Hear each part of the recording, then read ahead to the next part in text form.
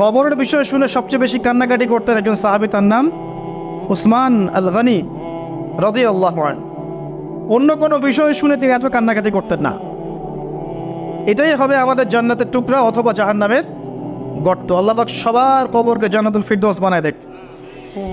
সূরা মুলক রাতের বেলা যারা তেলাওয়াত করবে ইনশাআল্লাহ তাআলা আল্লাহ পাক তাকে কবরের শাস্তি থেকে বাঁচাবে ইনশাআল্লাহ আযজা ওয়া জাল। সূরা ইয়াসিন আপনার কোরআনের মগজ, প্রাণ, হার্ট, এটা যখন পড়বেন আপনি বুঝতে পারবেন কেন এটাকে হার্ট বলা হয়েছে। সূরা বাকারা যে ঘরে পড়া হবে সেই ঘর থেকে শয়তান পালিয়ে চলে যাবে। আমরা তো বাড়ি করলে হুজুর ডেকে আনি, তাই না? ঝাড়ফুঁক করাই, বাড়ি বন্ধ করি, তাবিজ করি, কত কি করি না? মাশাআল্লাহ, আসল কাজ করি না। একটা জায়গায় উঠেছেন, বাসায় উঠেছেন, নতুন বাসা, সূরা বাকারা তেলাওয়াত করেন। ব্যবসা স্টার্ট করেছেন, ওখানে সূরা বাকারা প্লে করেন বা তেলাওয়াত করেন। সূরা বাকারা যেখানে তেলাওয়াত হবে বরকত আসবে এবং সেখান থেকে শয়তান পালিয়ে যাবে ইনশাআল্লাহ তাআলা। অনেক ফজিলত আছে। সূরা কাফিরুন, ওই যে বললাম 1999 জন মানুষ জাহান্নামে যাচ্ছে, তাদের আমল নামায় কোন পাপটা কমন ছিল জানেন? তাদের আমল নামায় কোন পাপটা থাকতে পারে বেশি? শিরকের পাপ।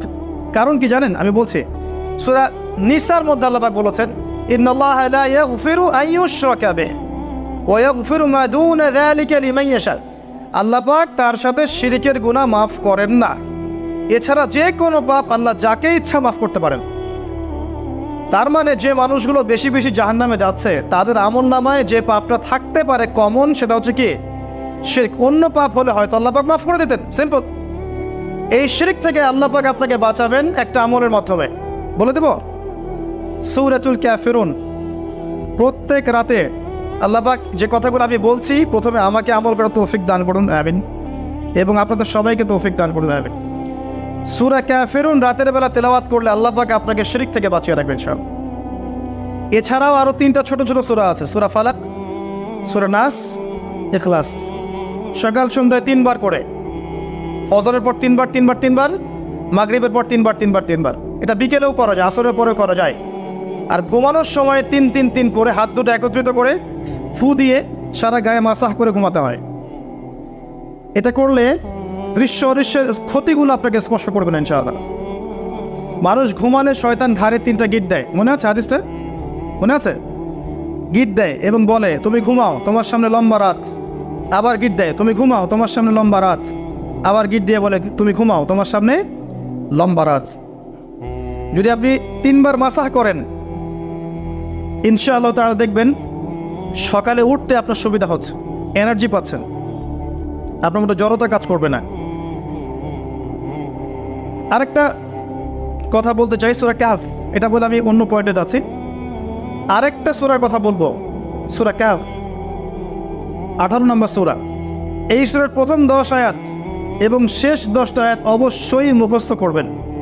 ওয়াদা করেন আগামী রমাদান আসার আগেই করবেন। কি পাবেন?